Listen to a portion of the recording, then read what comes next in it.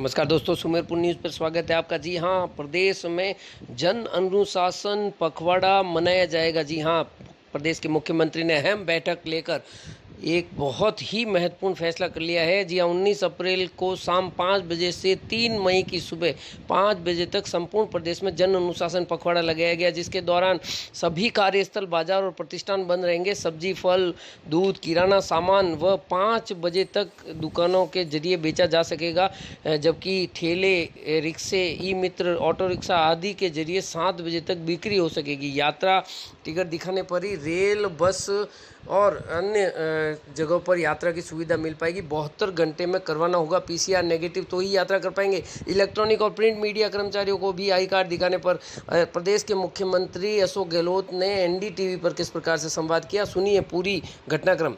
इसी क्रम में एलपीजी, गैस, पेट्रोल पंप की सेवाएं रात को 8 बजे तक चालू रहेगी। मिठाई की दुकान, प्रोसेस्ड फूड, टेक अवे 8 बजे तक जारी रहेगा। जी हाँ, अनिवार्य सेवाएं, चिकित्सा सेवाएं, केमिस्ट की दुकानें, उद्योग, निर्माण इकाइयां चालू रहेगी ताकि श्रमिकों का पलायन रोका जा सके। सुनिए क्या करें प्रदेश के मुख्यमंत्री प्रदेश के हालातों पर। का एक्सपीरियंस बताएं, अनुभव बताएं। देखिए, आपको मालूम है कि कोरोना मैनेजमेंट में राजस्थान की नाम चर्चा में रहा देश भर के अंदर। अगर टीका भिलवाड़ा मॉडल का भी बहुत प्रचार हुआ देश में भी, विदेश के अंदर भी। इस बार जो कोरोना आया वो एक अलग तरह का मिजाज रखता अपना, बहुत ही तेज, तो फास्ट, तो वो संक्रमित कर रहा लोगों को। परिवार के परिवार आ रहे हैं उसके अंदर, साथ में बच्चों में और युवाओं के अंदर ज्यादा वो पेनिट्रेट कर रहा है। नंबर 3, जो मृत्यु दर है वो बढ़ रही है। तो और 15 दिन के अंदर 1 अप्रैल के बाद में अचानक ही जो फ्लड आया है वो सबको हैरान में डाल दिया, डॉक्टरों को, सबको। इस रूप में राजस्थान में भी ये फैला हुआ उसका, और इसीलिए आज हमारे यहाँ उसके बाद भी मृत्यु दर तो हमारे यहाँ 0.77% ही है, पर एक्टिव केसेज जो है वो 60,000 हो गए हैं। ये हमारे लिए बहुत चिंता का विषय। पूरे मार्च के अंदर एक्टिव केसेज 7,000 के लगभग थे। 7,000 बढ़ के 60,000 होना चिंता का विषय बना हुआ है। और मृत्यु जो है पहले पूरे मार्च में 31 लोगों की हुई थी, अब तो प्रतिदिन 31, 32, 35 तक आ रही है। आज तो 40 आ गई है। तो लगातार बढ़ते जा रहा है। और उसको लेके हम लोग सब चिंतित भी हैं, और हमेशा सुबह शाम हमारी मीटिंग चलती रहती है, बात करते हैं। डॉक्टर की एक्सपर्ट की टीम बना रखी है हमने, वो टीम आती रहती है। तमाम लोग एमएलए, एमपी से बात करने का प्रयास करते हैं। आज मंत्रिमंडल की बैठक हम लोगों ने करी है, और राजस्थान में हम ओपन वीसी करते हैं पब्लिक के लिए भी जोड़ करके। आज करीब 8-9 लाख लोग जुड़े, अभी मैंने वीसी करके आई हूँ मैं। तो इस प्रकार से हम लोग पब्लिक को रखते हैं कॉन्फिडेंस के अंदर कि हम लोग आपस में क्या बातचीत कर रहे हैं, क्या रिव्यू कर रहे हैं, डॉक्टर्स भी, ब्यूरोक्रेट भी, हम सब क्या रिव्यू कर रहे हैं, वो पब्लिक भी सुन सकती है। हमें लगा 5 लाख, 8 लाख, 9 लाख जुड़ते रहते हैं, जिससे कि उनका कॉन्फिडेंस बना रहे कि सरकार की सोच क्या है, तैयारी क्या है, और आगे क्या फैसला करने वाली है। उनके सुझाव भी आते रहते हैं, उनके कमेंट्स आते रहते हैं। तो मैं समझता हूँ कि हमने अच्छी व्यवस्था करेगी फिर भी यहाँ पर। जी गहलोत साहब, मैं आपसे एक सवाल अब ये पूछना चाह रहा था कि कहाँ कहाँ कमी आ रही है। हमने देखा है कि अलग अलग राज्यों से जो रिपोर्ट्स और जो तस्वीरें हैं, जैसे कि उत्तर प्रदेश की तस्वीरें हमने देखी हैं, मध्य प्रदेश में, कि वहाँ जो शमशान घाट हैं वो इतनी भयावह स्थिति है कि आप देख नहीं सकते। जाहिर सी बात है कि जो मेडिकल इंफ्रास्ट्रक्चर है उस पर भयंकर भार पड़ा है, लोड पड़ा है। राजस्थान के संदर्भ में आपका क्या अनुभव रहा है, रेमडेसिविर, ऑक्सीजन, इन सब चीजों को लेकर के? देखिए, फॉर्चुनेटली राजस्थान सबसे बेटर है राज्यों में, जो आसपास के राज्य हैं, चाहे वो दिल्ली, पंजाब, हरियाणा हो, चाहे वो मध्य प्रदेश, गुजरात हो या यूपी हो। आपने ठीक है, जो तस्वीर आई है वो बहुत भयावह थी। किस प्रकार बॉडीज को डिस्पोज ऑफ किए जा रहे थे, संस्कार हो रहे थे, किस प्रकार से लाइनें लगी हुई है अस्पताल के बाहर, एम्बुलेंसेज की, 3 व्हीलर में इलाज चल रहे हैं, एम्बुलेंस में इलाज चल रहे हैं। वो स्थिति हमारे यहाँ नहीं बनी है, परंतु इसमें कोई दो राय नहीं कि जो ऑक्सीजन की सप्लाई है वो जरूर डिस्टर्ब हो रही है सब जगह पर। आज ही हमने दिल्ली में होम सेक्रेटरी से, हेल्थ सेक्रेटरी से बातचीत करी, हमारे चीफ सेक्रेटरी ने, हेल्थ मिनिस्टर ने, क्योंकि हमारे यहाँ खुद का प्लांट था, उसको को भी उन्होंने एक प्रकार से ये आदेश निकाल दिए कि वो सारी कंट्रोल भारत सरकार करेगी ऑक्सीजन का पूरे देश के अंदर, रेगुलेट वो करेगी। हमने भी कल उनके साथ दिया, हमने ऑर्डर एक निकाला, उसको वापस विड्रॉ किया, इसलिए ये राष्ट्रव्यापी कोरोना की एक प्रकार से विस्फोट है, पूरे देश को मिलकर लड़ना पड़ेगा, राज्यों को केंद्र को सहयोग करना पड़ेगा आपस के अंदर। इसलिए हमने कहा ऑर्डर विड्रॉ करो, जैसा भारत सरकार का वैसा करो। और साथ में जो आज आंकड़े आए थे कि किस प्रकार से गुजरात को या मध्य प्रदेश को या यूपी को दिया जा रहा ऑक्सीजन, किस प्रकार हमारे यहाँ पर उन्होंने कहा इनकी कोई मांग ही नहीं है, तब हमारे चीफ सेक्रेटरी ने, सबने, जो कैबिनेट की मीटिंग चल रही थी, उस मीटिंग में जो लोगों को गुस्सा था कैबिनेट मंत्रियों का, उन सबको हमने कन्वे किया भारत सरकार के होम मिनिस्टर को, होम सेक्रेटरी को भी चीफ सेक्रेटरी ने मैसेज दिए, और फॉर्चुनेटली उसके बाद में जामनगर से अलॉटमेंट हमें हुआ, ऑक्सीजन का हुआ है। वहां पर ट्रांसपोर्टेशन की प्रॉब्लम आ रही है, उसके लिए हम लोग अपने व्यक्तिगत स्तर पर लगे हुए हैं, इस प्रकार से ट्रांसपोर्ट हो, ऑक्सीजन वहां से आए राजस्थान के अंदर। इस प्रकार से हम लोगों ने तैयारी करी है, पर इसमें कोई दोहरा नहीं, दवाइयों की कमी एक साथ में हो गई सब जगह, ऑक्सीजन की कमी हो गई देश के अंदर। पिछले साल भर में जो तकलीफ नहीं हुई थी, चिंता नहीं थी, कॉन्फिडेंस था, वो कॉन्फिडेंस का हिल गया है। मैंने प्रधानमंत्री जी को रिक्वेस्ट करी है कि प्लीज आप ये सब छोड़ी, रैली वेली आपकी जो हो रही है बहुत हो गया, अब तो आप ध्यान दीजिए पूरी कोरोना का ध्यान दीजिए, नंबर 1। नंबर 2, कल मैंने ट्वीट किया वहां पर उनके टैग करते हुए उनको कि पहले की तरह आप मुख्यमंत्रियों से बातचीत करना प्रारंभ कीजिए, जिससे कि पूरा केंद्र का राज्यों का मिलकर के स्कीम बन सके, हम सब कॉम्प्लीमेंट सप्लीमेंट कर सके, आपको फीडबैक मिल सके, उसके आधार पर आप फैसला कर सके। ये मेरा सोच। गहलोत साहब, आपने एक बड़ी जरूरी बात बोली। अभी इस वक्त में बहुत जरूरत है कि राज्य और केंद्र में ऐसा समन्वय हो जिससे कोई समाधान निकल सके। अगर समन्वय ही नहीं होगा तो समाधान निकलना बहुत मुश्किल है, और अगर निकल भी आएगा तो उस पर अमल नहीं हो सकता। आपने ये बोला कि अब समय आ गया है कि वो अपना पूरा ध्यान इस चीज पर केंद्रित करें, लेकिन हम देखते हैं कि मीटिंग तो रात में होती है प्रधानमंत्री की, लेकिन दिन जो है वो चुनावी रैली में निकलता है, और भी बहुत सारे राजनीतिक दल जो हैं वो कभी पश्चिम बंगाल, कभी कहीं और, मतलब कैंपेनिंग मोड में रहते हैं। आपको लगता है कि ये स्थिति खत्म होनी चाहिए सबसे पहले? देखिए, बिल्कुल ठीक कहा आपने। कल मैंने कहा प्रधानमंत्री जी को सब रैलियां खत्म करनी चाहिए, अपनी पॉलिटिकली एक्टिविटी। पूरी तरह कोरोना बहुत भयंकर स्थिति में आ चुका है। जब महाराष्ट्र तो हमारे सामने उदाहरण है कि क्या महाराष्ट्र कहाँ पहुंच गया है, और जिस प्रकार से बरखा दल का मैंने एक आर्टिकल पढ़ा हिंदुस्तान टाइम्स में, जिससे पिछली साल पूरे देश में घूमी थी वो अकेली, इस बार उसने जो आर्टिकल लिखा वो बड़ा आगे खोलने वाला है। तो प्रधानमंत्री जी को मैं फिर रिक्वेस्ट करना चाहूंगा कि आप देखिए, 11 महीने हमने साथ में काम किया, 12 महीने, ये 13वां महीना है कोरोना का, लगभग सबने मिलकर काम किया। कोई आरोप प्रत्यारोप ऐसे विशेष नहीं लगे, और कुछ आरोप लगने थे और लगे क्योंकि वास्तव में कुछ गलतियां हुई है केंद्र से, इसमें कोई दो राय नहीं। राहुल गांधी जी ने बार बार 12 फरवरी को कह दिया था 2020 के अंदर भाई कि देखो हालात बिगड़ सकते हैं, तो विपक्ष की राय सुनी जानी चाहिए, वो सुनी नहीं गई, वो अलग बात है। पर फिर भी राज्यों ने, केंद्र ने मिलकर आपस में जितनी भी कॉन्फ्रेंस हुई हो, आपस में बातचीत करी। मुझे सबसे बड़ी शिकायत किसी से है, वो स्वास्थ्य मंत्री से है। मैं उनको बहुत भला आदमी मानता था, और मुझे उम्मीद नहीं थी कि वो झूठ बोल सकते हैं। तो जिस प्रकार उन्होंने लंबे अभी 20-25 दिन से जो वैक्सीन की सप्लाई कर नहीं रहे राज्यों को, वो 8-10 राज्य चिल्ला रहे थे।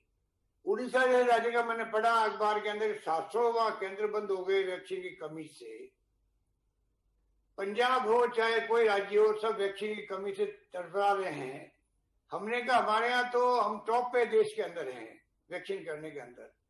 महाराष्ट्र और राजस्थान बराबर पे आया हुआ था उस वक्त। महाराष्ट्र में बहुत ज्यादा मरीज थे, यूपी भी करीब करीब आगे, संख्या बहुत बड़ी है।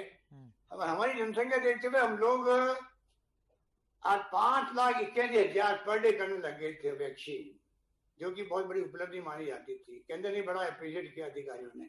आप बताइए, वैक्सीन हमें अगर 1.5 दिन की बची हमारे पास में है, तो हमारे केंद्र बंद होने लग गए, बंद हो जाएंगे। तो हमने खाली आगाह किया, ये कोई ये शिकायत नहीं होती है। क्या कोई राज्य सरकार इन्फॉर्मेशन नहीं दे सकती है भाई कि हमारे पास वैक्सीन इतनी बची है, 2 दिन बाद में हमें केंद्र बंद करने पड़ेंगे, ये कोई शिकायत थोड़ी है, कोई हम आरोप नहीं लगा रहे हैं।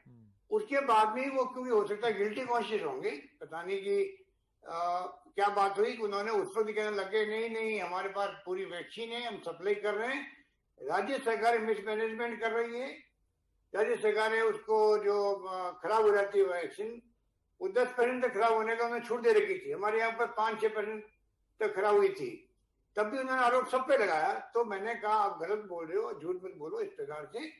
और मुझे लगता है कि एक बात और मैं कहना चाहूंगा, मुझे लगता है कि भारत सरकार ने अगर पूरी कोई कोरोना के जंग में पूरी कोई बहुत बड़ी गलती करी है, वो करी है, और उसमें कोई स्वास्थ्य मंत्री अकेला का दोष नहीं होगा, वो तो पूरी भारत सरकार का दोष मानता हूं मैं, कि जिस प्रकार से वैक्सीन का प्रोग्राम चलना चाहिए देश के अंदर, वो नहीं चला।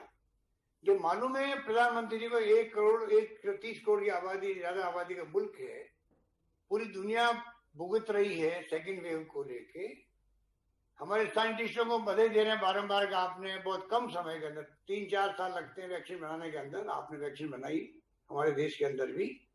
प्रधानमंत्री जी खुद रूसी ले रहे थे, हमें लग रहा था कि वैक्सीन आएगी, तो हमने मांग करी थी जब बिहार के अंदर चुनाव में कहा कि हम फ्री वैक्सीन बांटेंगे, तो मैंने कहा प्रधानमंत्री जी को चाहिए कि वो डिक्लेयर कर दे पूरे देश के लिए, पूरे देशवासियों को फ्री वैक्सीन मिलेगी। चलो फ्री की या तो कॉस्ट की बात छोड़ दीजिए, पर कम से कम अगर वैक्सीन वो सप्लाई कर देते, सबको ओपन कर देते थे। डॉक्टर मनमोहन सिंह ने पत्र लिखा प्राइम मिनिस्टर को, कल कांग्रेस वर्किंग कमेटी में चर्चा उसकी बहुत अच्छी हुई थी, और आपको जान के खुशी होगी कि मैंने खुद ने भी और बाकी मैंने सोनिया गांधी जी के मुंह से सुना, तो मुझे 7-8 मेंबरों ने मैसेज दिया है SMS का कि मनमोहन सिंह जी जो 5 पॉइंट है वैक्सीन वाले, इसको मनमोहन सिंह लिख के भेजना चाहिए PM को। उन्हें भेजा भी, हमारे पास कॉपी भी आई है। हाँ, भेजा। तो वैक्सीन को लेके मैं समझता हूँ कि केंद्र सरकार ने ब्लंडर किया है। अगर ये 5 पॉइंट जो मनमोहन सिंह ने लिखे हैं, इसके आधार पर वो अगर इसको ओपन कर देते पब्लिक के लिए, प्राइवेट के लिए, तो क्योंकि ये तो सिद्ध हो चुका है अभी जो वैक्सीन के लगी है, हमारे यहाँ 45 डॉक्टर आ गए हैं, उसके बाद में भी कोरोना के पॉजिटिव आ गए हैं वैक्सीन लगाने के बावजूद भी, परंतु उसमें एक भी सीरियस नहीं है। इसके मायने कि जिसकी वैक्सीन लग जाती है वो कोरोना का संक्रमित हो सकता है, तो कम से कम फेटल नहीं होगा।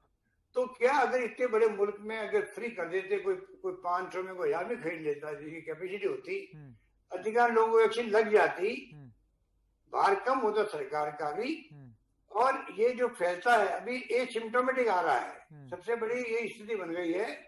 पहले आता था सिम्टम ज्यादा आते थे, कभी कभी एसिम्प्टोमेटिक होता था, पर फास्ट ग्रो नहीं करता था। अभी क्या हुआ है, एक आदमी आ गया, मान लीजिए वो संक्रमित हो गया, पर वो एसिम्प्टोमेटिक, अपने घर में सब परिवार पूरा आ रहा है, क्योंकि पता ही नहीं किसी को, जहां वो जा रहा है फैलाता जा रहा है, फिर मालूम पड़ता है कि ये साहब जो है संक्रमित आ गए हैं, तब तक वो 50-100 लोगों को संक्रमित कर चुका होता है। अगर अधिकांश लोगों को वैक्सीन लग जाती तो ऐसा नहीं होता। तो मैं समझता हूँ ये स्थिति आज जो बनी देश में वो शायद नहीं बनती। नहीं गहलोत साहब, ये जो चिट्ठी है डॉक्टर मनमोहन सिंह जी की, वो मेरे पास भी है। इसमें एक जो मुख्य बात लिखी है वो है कि वैक्सीन का विकेंद्रीकरण हो। इसमें ये लिखा है वैक्सीन का विकेंद्रीकरण हो, राज्य तय करें कि कौन मेडिकल इमरजेंसी है, किसको वैक्सीन लगाना जरूरी है, किसको नहीं है। जैसे कि कोई राज्य अगर चाहे कि मैं टीचरों को लगाना चाहता हूं, तो वो उसकी अनुमति राज्य के पास हो। आपको लगता है ये इन सुझावों पर केंद्र सरकार को अमल कर लेना चाहिए? उनका 5 सुझाव बहुत शानदार है। उसके माने ये हैं कि आप पहले 60+ को लगाएंगे, पहले फ्रंट लाइन वर्कर्स को लगाएंगे, फिर 45 को लगाएंगे। मैं ये कह रहा हूँ आपको, इसके अलावा भी अगर ओपन कर देते, वो राज्यों में छोड़ देते, बल्कि राज्य सरकार सीधा कंपनी से बात करती, अंतर्राष्ट्रीय कंपनी से बात करती। आज जब जिंदगी और मौत का सवाल जहाँ होता है, वहां अगर इसका विकेंद्रीकरण कर देती सरकार, भारत सरकार, तो भारत सरकार को आराम होता, उनके ऊपर भार कम होता। लेकिन गहलोत साहब, इतनी तो वैक्सीन है ही नहीं हमारे पास, इतनी तो वैक्सीन हम लोग बनाते ही नहीं है। मैं कह रहा हूँ दुनिया की बात कर रहा हूँ, दुनिया के मुल्कों से वैक्सीन मंगाती, कंपनी मंगाती, प्राइवेट सेक्टर मंगाते। अजीम प्रेमजी जैसे आदमी ने कहा था कि भाई आप इनको प्राइवेट सेक्टर के लिए अलाउ कर दीजिए, वो अपना मंगाए, दुकानदार को, वेंडर को दे, वो लगवाए, व्यक्ति जाए, पैसा खर्च करे, ज्यादा पैसा कम पैसा छोड़ दिए, जिंदगी बच जाती है आदमी की। तो वैक्सीनेशन बड़े रूप में होना चाहिए था। मनमोहन सिंह का मतलब ये है। अच्छा, ठीक है। एक सवाल गहलोत साहब मैं वापस आना चाहता हूं, ये चुनावी रैलियों के संदर्भ में राहुल गांधी ने आज ये बोला है कि अब वो कोई रैली नहीं करेंगे। उनकी मैं देख रहा हूं ट्विटर पे थोड़ी आलोचना भी हो रही है कि आप वैसे भी क्या कर लेते रैली करके पश्चिम बंगाल में। बहरहाल तृणमूल कांग्रेस से जब ये सवाल पूछा गया कि अगर नरेंद्र मोदी रैली कर रहे हैं तो आप क्यों कर रहे हैं, अगर आपको कोरोना की इतनी चिंता है तो आप अपनी रैली बंद कर दीजिए। तृणमूल कांग्रेस का यह कहना है कि हमने बोला तो था चुनाव आयोग को कि सारे चुनाव एक फेज में कर दें, वो नहीं माने, तो हमें भी मजबूरन में रैली करनी पड़ रही है, नहीं तो हम ऐसे वॉकओवर थोड़ी दे सकते हैं बीजेपी को। आपका क्या मत है इस पर? देखिए, मेरा एक ट्वीट नहीं देखा आपने, जो मैं 2 दिन पहले दिया था, और मैंने ये बात कही है, सोनिया गांधी जी की बात को मैंने तायद की है, जब उन्होंने कहा कुछ हद तक हम लोग भी जिम्मेदार हैं। मैंने कहा कि इसके अंदर जुडिशरी और इलेक्शन कमीशन नहीं बच सकते हैं। स्थानीय निकाय चुनाव, पंचायतों के चुनाव हम लोगों ने विरोध किया राज्यों में, हाई कोर्ट में, सुप्रीम कोर्ट में, उन्होंने हमारी बात नहीं मानी। इलेक्शन कमीशन ने अपनी ड्यूटी मान करके वो इलेक्शन चाहे असेंबली के हों, चाहे वो स्थानीय निकाय के हों, चाहे वो लोकल बॉडी को करते गए पंचायतों में। हमने कहा कि आज जो स्थिति बनी है देश के अंदर, बिहार के बाद में बड़ी बड़ी रैलियां हो रही है, ना इलेक्शन कमीशन रोक लगाई, ना हाईकोर्ट ने रोक लगाई। हाईकोर्ट ने तो उल्टा कह दिया कि स्थानीय पंचायत चुनाव हो, नगर पालिका चुनाव रोको मत, जरूरत नहीं थी। तो मैंने कहा ये हम सबकी जिम्मेवारी है, और सोनिया गांधी जी ठीक कहा, हम लोग भी कुछ हद तक जिम्मेदार हैं। मैं भी इस बात को मानता हूँ।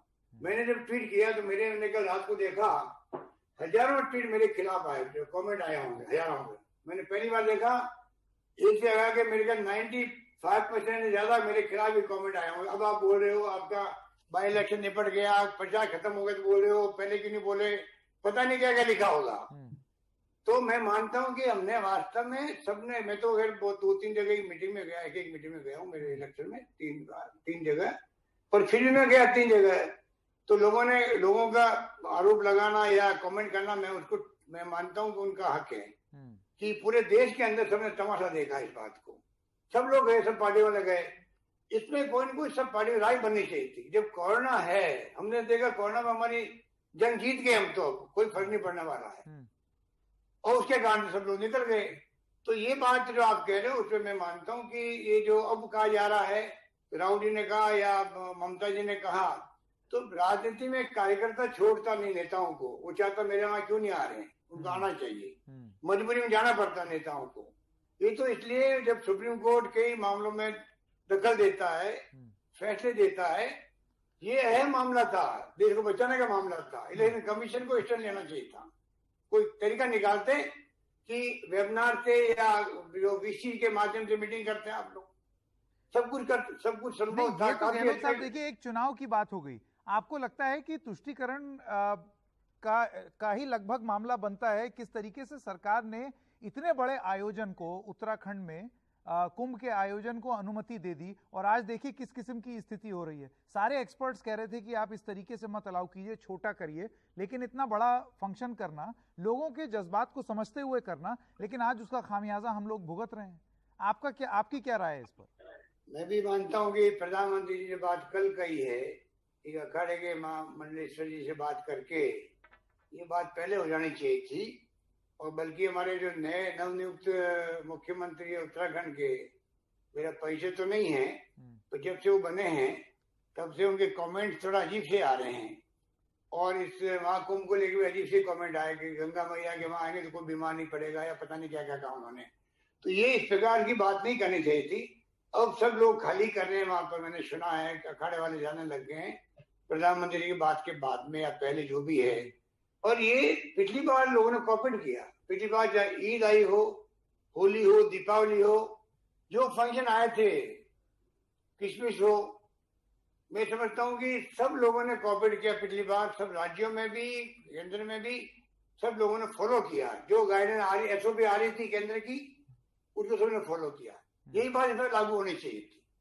उसका तो नतीजा भुगतना पड़ेगा हम लोगों को, क्योंकि मैंने सुना है कि कर्नाटका ने और शायद पता नहीं एक स्टेट और है जिसने गुजरात रोक लगाई है, जो जाके आए वहां पर कुंभ के नहीं, अंदर। बहुत सारे लोग राजस्थान से भी गए होंगे, तो अगर जैसे वो आएंगे, वो आकर के हो सकता है संक्रमण लेकर के आए और संक्रमित कर दें। आप नहीं, कैसे गांव निपटेंगे में उससे? बिल्कुल ठीक कह रहे हैं। गांव के अंदर पहले संक्रमण बहुत कम था पिछली बार।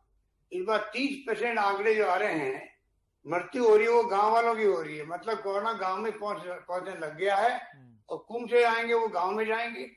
हमारे वहां जो बॉर्डर डिस्ट्रिक्ट है गुजरात के, डूंगरपुर, उदयपुर, वहां सब गांव में पहुंच गया कोरोना, क्योंकि गुजरात से लोग मजदूर आए थे, वहां चले गए। तो ये जो कुंभ के बाद में जो लोग जाएंगे वापस, वो और कोरोना फैलाएंगे। तो बड़ी खतरनाक स्थिति है, सबको मिलकर इसमें मुकाबला करना चाहिए। मैं गहलोत साहब, बहुत जल्दी जाते जाते आपसे अगर कोई 2 या 3 प्रमुख चीज जो आपके दिमाग में है, जहां पर आप चाहते हैं कि केंद्र के साथ तुरंत समन्वय बने, तुरंत संपर्क हो, तुरंत समन्वय बने और बिना राजनीति के उस पर कार्रवाई हो, वो 2 और 3 मुख्य चीज क्या होंगी? एक ही है सिर्फ, इतनी जरूरत ही नहीं, एक ही बहुत है। अच्छा। प्रधानमंत्री जी को सब काम छोड़ करके राज्यों के मुख्यमंत्री से बात करनी चाहिए। अच्छी लड़ाई लड़ी जाती है राज्यों के अंदर।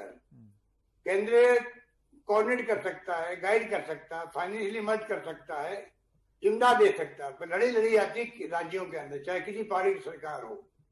तमाम राज्यों के मुख्यमंत्री पहले वीसी करते थे, बातचीत करते थे, अभी की थी उन्होंने 5-7 दिन पहले, परंतु ये हालात नहीं थे उस वक्त में। जो हालात बिगड़े हैं, ऑक्सीजन नहीं है। आप कल्पना कीजिए, लोग सुन के आधे तो घायल हो जाते हैं, तो क्या होगा हमारे भविष्य का अगर ऑक्सीजन नहीं है देश के अंदर, इंपोर्ट करनी पड़ रही है राज्य को। महाराष्ट्र कह रहा है कि आप एयरलिफ्ट कीजिए ऑक्सीजन हमारे लिए, राज्यों में ऑक्सीजन नहीं मिल रही है, दवाएं कम पड़ रही है। तो आप सोच सकते हो कि लोग क्या महसूस कर रहे होंगे घर बैठे बैठे, हमारा क्या होगा। गहलोत साहब, आपको लगता है केंद्र और राज्यों के बीच में एक भरोसे की कमी आई है, ट्रस्ट डेफिसिट, और उसको बनाने का सबसे बड़ा जो बोझ है वो केंद्र सरकार या प्रधानमंत्री के ऊपर है कि सब लोगों का भरोसा जीतें ऐसे वक्त? मैं समझता हूँ कि भरोसे की कमी नहीं आई है। ये क्या है कि बीजेपी की जो सोच है वो फासिस्टी सोच है। नंबर 1, ये लोग गुजरात में 2 चुनाव हुए थे राज्यसभा के, एक सीट जीतने के लिए 2 चुनाव अलग अलग करवा दिए दोनों जीतने के लिए सीटें को। जो पार्टी इस हद तक जा सकती है, वो 4 महीने से तमाशा कर रही है। वेस्ट बंगाल के अंदर करोड़ 5-10 हजार करोड़ खर्च कर दिए होंगे पूरे वेस्ट बंगाल को कामयाबी जीतने के लिए। इनको वो ज्यादा चिंता सता रही थी अमित शाह जी को और मोदी जी को, इसलिए इनका ध्यान नहीं किया। इनको उम्मीद नहीं थी कि कोरोना इस नए रूप में प्रकट हो जाएगा देश के अंदर और हालात बिगड़ जाएंगे, इनको उम्मीद नहीं थी, इसलिए सब कुछ हुआ है। अब जो अभी मीटिंग करी थोड़े दिन पहले, वो इसी डर के मारे की थी, पर उससे काम नहीं चला। इनको पूरा इंटरेस्ट लेना पड़ेगा प्राइम मिनिस्टर को, सब राज्यों से बात करनी पड़ेगी, तब जाकर के स्थिति कंट्रोल में आएगी। पर सब राज्य सरकारें पूरा सहयोग करेगी केंद्र को, पूरे सबको मिलकर लड़ना है, लड़के मिलकर लड़ेंगे तभी जाके कामयाब होंगे हम लोग। जी बिल्कुल। मुख्यमंत्री अशोक गहलोत जी, आपने हमसे बात की, समय निकाला, बहुत सारी जरूरी सुझाव भी दिए और कुछ बातें भी बताई। आपका बहुत बहुत धन्यवाद। मकसद इस कार्यक्रम का यही था, एनडीटीवी के माध्यम से हमेशा की तरह समाधान निकालना, सोल्यूशन निकालना, हल निकालना, और उसमें आप जुड़े। आपका बहुत बहुत धन्यवाद। धन्यवाद, आपका भी धन्यवाद।